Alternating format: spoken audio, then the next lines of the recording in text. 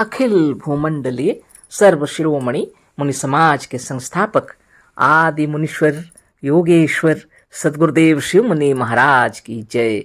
उपस्थित मुनि वृंद, साधु सज्जन वृंद, संत वृंद, साधक वृंद, आध्यात्म ज्ञान के जिज्ञासु और प्रेमियों, सभी श्रोता वृंद, आप सभी को मेरा कोटिशः नमन, सप्रेम जय जय।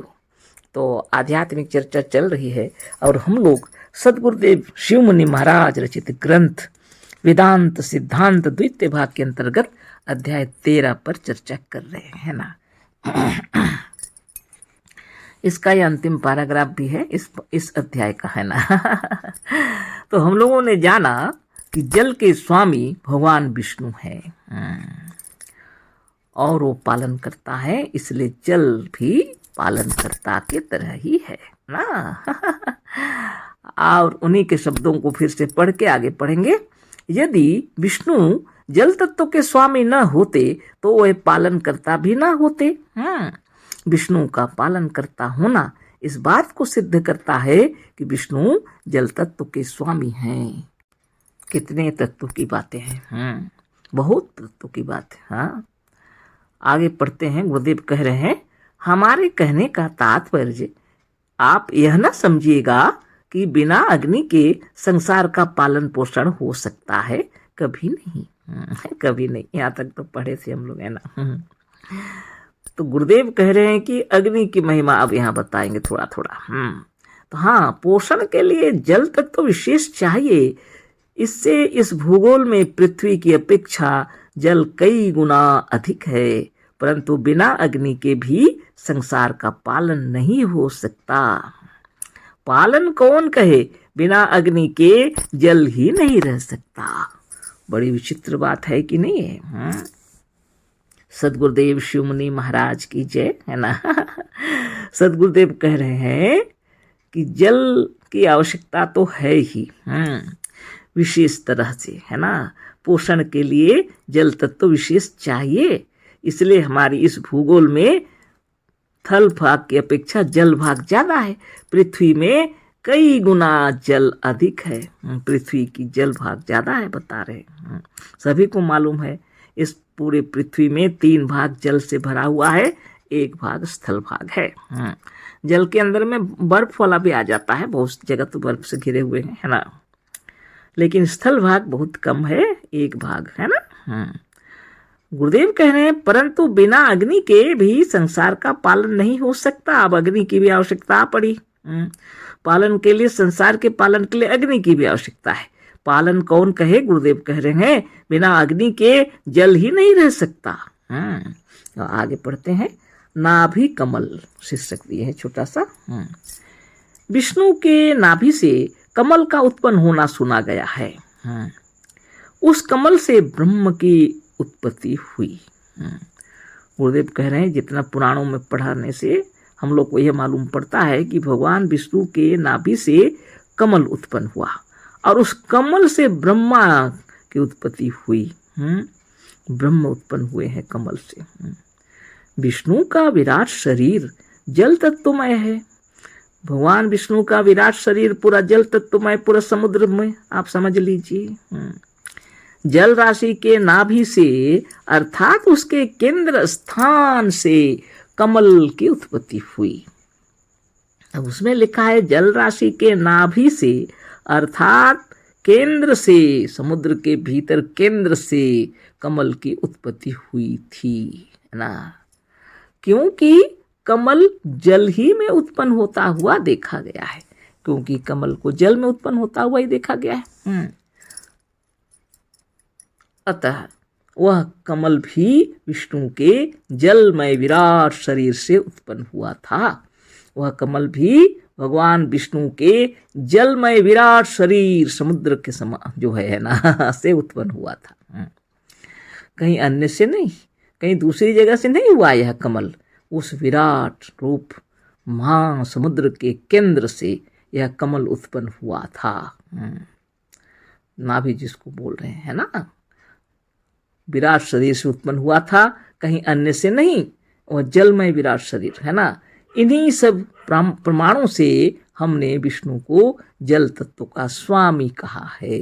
इन्हीं सब प्रमाण को देकर के गुरुदेव बता रहे हैं, इन्हीं सब से लेकर के हमने भगवान विष्णु को जल तत्व का स्वामी कहा है।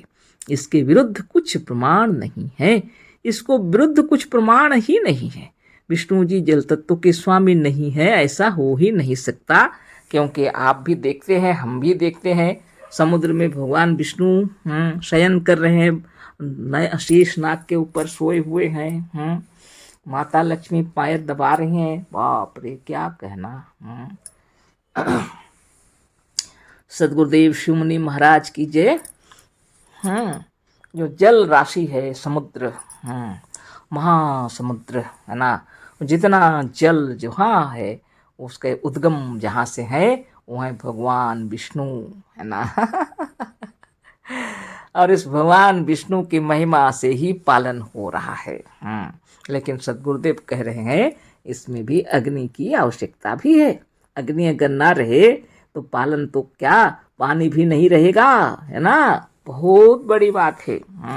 अग्नि की आवश्यकता भी है, अग्नि के बिना तो जल भी नहीं रहेगा। बताइए, बहुत बड़ी बात। आत्मनः आकाश संभूतः, वेदों ने लिखा है।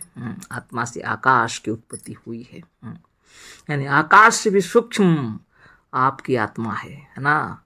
और इतनी सूक्ष्म से आकाश जैसा सूक्ष्म तत्व उत्पन्न हुआ। आकाशाद वायु, फिर आकाश से वायु की उत्पत्ति हुई। वायु और अग्नि, फिर वायु से अग्नि की उत्पत्ति हुई। अग्निराप, अब फिर अग्नि से जल की उत्पत्ति हुई। गुरुदेव जो कह रहे हैं कि जल जो उत्पन्न हुआ है ना, अग्नि के बिना तो जल रह ही नहीं सकता। अग्निराप यानी अग्नि से आपा यानी जल की उत्पत्ति हुई है। और जल से फिर पृथ्वी की उत्पत्ति हुई। बहुत बड़ी बात है कि नहीं है? बहुत बड़ी बात है ना। आत्मा सर्वश्रेष्ठ, आत्मा से सब कुछ उत्पन्न हुआ है। जो कुछ दिख रहा है आपको, आत्मा से जितना दिखा, आकाश, अग्नि, जल, वायु और मिट्टी, सब कुछ उत्पन्न हुआ। उत्पन्न करने वाली महाशक्ति आत्मा ही है ना। और ये एक व्यष्टि है और एक समष्टि। आपके अपने व्यष्टि का अपने आप के ऊपर आपका पूर्ण अधिकार है, और समष्टि में सब कोई रहते हैं। समस्त शक्तियां यहाँ पर हैं, और समस्त बल, शक्ति और अपने सारी वस्तुएं इस ब्रह्मांड में हैं। आपकी आवश्यकता की चीजें आप उसको अगर लाना चाहते हैं तो बिना मेहनत से कभी भी नहीं मिलेगा। ऐसा ही प्रधान किया गया है कर्म को, है ना। आत्मदेव ने रचना की हुए हैं और आत्मदेव ने विधान बनाए हुए हैं। ऐसा विधान जो सबके लिए समान रूप से है। राजा हो या रंक, है ना, चाहे कोई भी हो, अच्छा हो या बुरा, कोई मतलब नहीं। जो मेहनत करेगा, जो परिश्रम करेगा, जो जो चाहेगा उसे उसे प्राप्त होगा। जो आप चाहते हैं मेहनत आपको करना पड़ेगा। आपको क्या चाहिए वो आपकी आत्मा से पूछिए। आपको जो चाहिए आपको मेहनत करना पड़ेगा। स्वस्थ रहना है तो चक्र वेदन करना पड़ेगा, प्रणव करना पड़ेगा, प्राणायाम करना होगा, साधन ध्यान तपस्या, सुख शांति आनंद से रहना है तो यम नियम आसन प्राणायाम प्रत्याहार धारणा ध्यान समाधि अष्टांग योग का पालन करना पड़ेगा। आप सोचते होंगे अष्टांग योग का पालन एक का करेंगे तो सब पूरा हो जाता है ना। एक में सभी का पालन हो जाता है। बहुत बड़ी शक्ति है इसके अंदर। एक के बिना सभी अधूरे हैं। अहिंसा अगर पालन नहीं करेंगे तो अष्टांग योग खराब हो गया, समझ लीजिए, सभी बेकार हो जाएगा। यम के अंतर्गत में अहिंसा, सत्य, अस्तेय, ब्रह्मचर्य, अपरिग्रह है। सबका पालन आपको करना है तो आप अहिंसा, सत्य, अस्तेय, ब्रह्मचर्य, अपरिग्रह एक का ही पालन करेंगे तो सबका पालन हो जाता है ना। बहुत बड़ी सिद्धि है। नियम भी आपको पालन करना है। उसमें आता है शौच, साफ सफाई, नहाना धोना, घर द्वार साफ, मन विचार साफ, बुद्धि विवेक साफ, आचार विचार व्यवहार साफ। कौन पसंद नहीं करता है, जिसको संस्कार बोला जाता है। बताइए। ऋषि मुनियों की महिमा अपार। उच्च कोटि के महान तत्वों को आप समझे, हम समझे, और इसको समझाने के लिए हम लोग को बहुत मेहनत करना पड़ेगा, क्योंकि संसार में लोग आत्मा को ही भूल गए हैं। कहते हैं संसार को किसने बनाया? संसार को ईश्वर ने बनाया, आसानी से कह देते हैं और बस हो गया। लेकिन योग साधन तपस्या नहीं करने से वह ईश्वर दिखेंगे नहीं। पांच ईश्वर हैं। पांचों ईश्वर को आपको समझना है। आकाश, अग्नि, जल, वायु और मिट्टी के जितने भगवान हैं उन सबको समझना पड़ेगा। बिना योग साधन से आप नहीं समझ पाएंगे, है ना। ये तत्व को समझने के लिए आत्मस्थ होना पड़ेगा, क्योंकि आत्मा से सब निकला है। जैसे जल राशि महासमुद्र कहाँ से निकला है ना, भगवान विष्णु ही उसके मालिक हैं। अब उनको नहीं समझेंगे तो कैसे होगा। अग्नि देवता को नहीं समझेंगे तो अग्नि को आप कैसे समझेंगे, है ना। वायु देवता को नहीं समझेंगे तो वायु को कैसे समझेंगे। और आकाश तो देवाधिदेव महादेव ही है ना। आप सोचिए आत्मा से बढ़कर कौन है यह विश्व ब्रह्मांड में, सकल सृष्टि में। आकाश, अग्नि, जल, वायु और मिट्टी सबके देवता हैं आत्मदेव। और इस आत्मा से सभी देवता बने हुए हैं। हाँ, और इसको जब सदगुरुदेव नहीं आते तो हम लोग कभी भी नहीं समझते। वेदों पुराण की रचना करके चले गए हमारे ऋषि मुनि, महर्षि, तपस्वी, योगी जन, कि हम लोग समझेंगे भविष्य में। कितना प्रेम था हम लोगों के हृदय, वो जानते थे हम लोगों को कितना प्रेम करते थे हमारे ऋषि मुनि। और जब देखे यहाँ पर अभी भी गड़बड़ी है तो सदगुरुदेव उतरना पड़ा, है ना। आए गुरुदेव। कितना प्रेम से समझा के गए हैं, साधन बता के गए हैं। जितना सकते थे घूम घूम करके साधन बताए, जगह जगह जा करके सबसे मिले। बाप रे बाप, हम लोग धन्य हैं, है ना। अब हम लोग का काम है सबको बताना। सोचिए, विचार कीजिए, इस विश्व में जितने जीवन दिखलाई पड़ रहे हैं, मनुष्य आत्मा को सर्वश्रेष्ठ बतलाए गुरुदेव। क्योंकि वह ध्यान तपस्या से इस जीवन मरण के रहस्य को समझ लेगा और मोक्ष को प्राप्त करेगा, अधिकारी होगा मोक्ष का। मोक्ष का मतलब लोग नहीं समझे, इसमें आना जाना आराम से होगा, कभी सूक्ष्म कभी स्थूल। आपकी इच्छा से आना जाना कीजिए, कोई मना नहीं है। आपका तो नाश नहीं है कभी, है ना। सब काल आपने बनाए हैं, त्रिकाल के स्वामी आप हैं। भूत भविष्य और वर्तमान के आप मालिक हैं। आकाश, अग्नि, जल, वायु और मिट्टी सबके मालिक आप हैं। आपसे सब कुछ उत्पन्न हुआ है। हाँ, आप तपस्या नहीं करेंगे तो कैसे काम चलेगा। खूब विचार कर लीजिए। हाँ, मंदिर, मस्जिद, गिरजा, गुरुद्वारा बनाए हैं, कोई मना नहीं है बनाने के लिए। लेकिन लड़ाई झगड़ा करेंगे तो विद्वेष की भावना, बैर की भावना उत्पन्न करेंगे तो देश नष्ट हो जाएगा, ये पृथ्वी नष्ट हो जाएगी, सब समाप्त हो जाएगा। तो आप क्या चाहते हैं, है ना। वसुधैव कुटुंबकम, इसीलिए ऋषि मुनि कह करके गए हैं सबको प्रेम से बांधा जा सकता है केवल।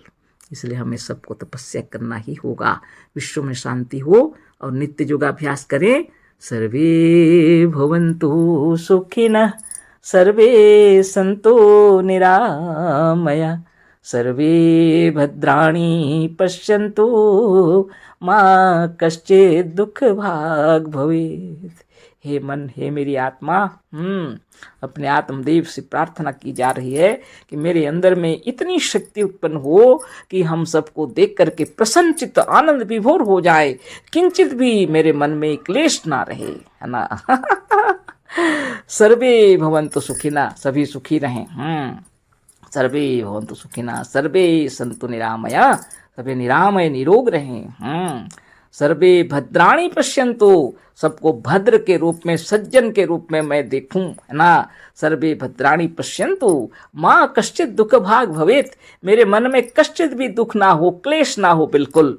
तो उसी को कहते हैं अहिंसा का पालन करने वाले योगी, है ना। तो आपकी महिमा बरकरार रहे, समय समय पर प्रवचन भी चलता है, क्योंकि यह पाठ थोड़ा पूरा हो गया था ना, इसलिए हम अपनी ओर से बोले। अपनी ओर से क्या बोलेंगे, सब गुरु की महिमा है, बिना गुरु के कौन सा ज्ञान मिला है हमें, है ना। इसलिए गुरु की महिमा है, अपनी वाणी वचन बोल देते बीच बीच में गुरु की कृपा से। आप नित्य योगाभ्यास कीजिए आप लोग सभी कोई, और हम लोग का सत्संग ऐसा ही चलता रहे। तो ये हमारा पूरा हो गया। इति श्री शिव कुमार शास्त्री वेदांत सिद्धांते त्रयोदशो अध्याय, 13वां अध्याय पूरा हो गया है ना। कल आगे की चर्चा करेंगे, समुद्र यात्रा से लाभ आगे लिखे हैं गुरुदेव। तो आज के लिए इतना ही। अशेष धन्यवाद, कोटिशः नमन, सब प्रेम, जय जीव। सद गुरुदेव शिव मुनि महाराज की जय।